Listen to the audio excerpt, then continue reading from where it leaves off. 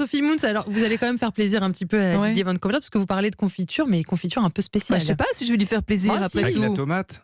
Non. Ah bon, avec la courgette. Courgette de Nice. La courgette de Nice, ça va. Mais oui, mais vous savez, alors hier on a entamé cette série passionnante que le monde entier nous envie.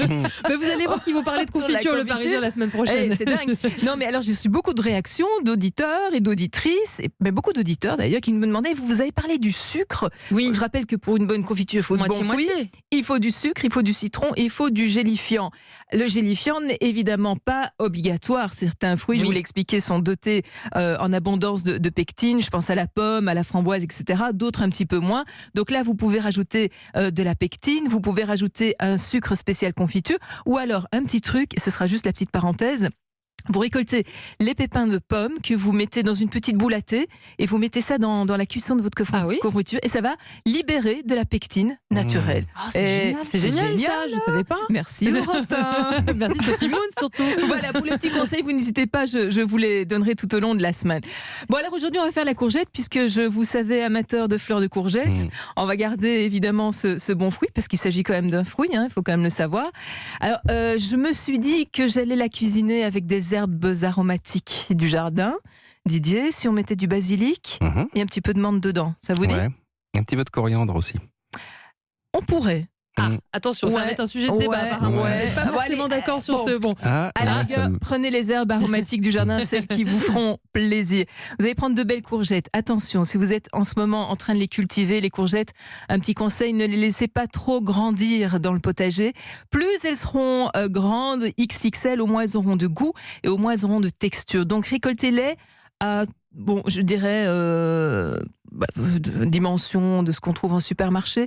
C'est là qu'elles seront les plus gorgées de sucre, etc.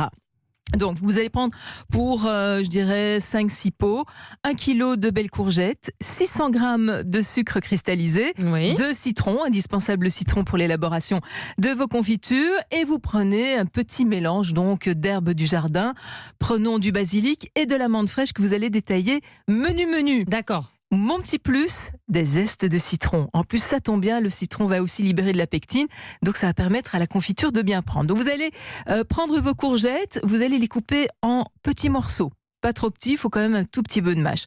Vous allez, le premier jour, donc aujourd'hui, mettre dans une grande bassine ces courgettes coupées en morceaux avec les 600 g de sucre cristallisé. D'accord. Vous mettez un film plastique par-dessus et vous laissez reposer une nuit. Pourquoi ? Ça va permettre déjà un confisage naturel, doux, lentement. Vous savez, c'est ça la douceur. La lenteur dans la cuisine, elle est essentielle, Didier.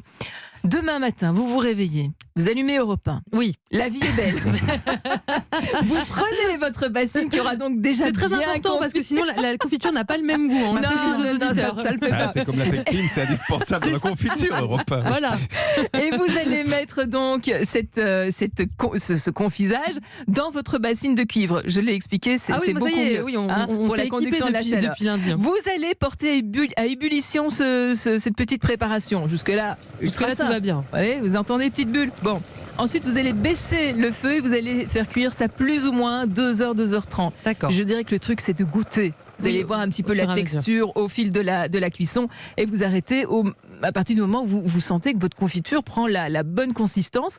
Le petit truc des professionnels, si vous n'avez pas de thermomètre, on considère en fait qu'une confiture, elle est cuite à 105 degrés. D'accord ? Donc si vous avez le thermomètre, vous le plongez. Si c'est 105, c'est bon.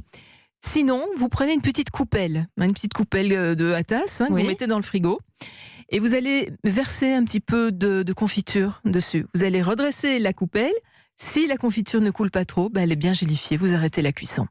Ah, mais c'est dingue, ça vous saviez, Sophie, monsieur. Non, moi, je suis contente de les donc manger. Vous aurez mis donc dans cette confiture vos herbes du jardin, vos zestes de citron, vous mettez en pot.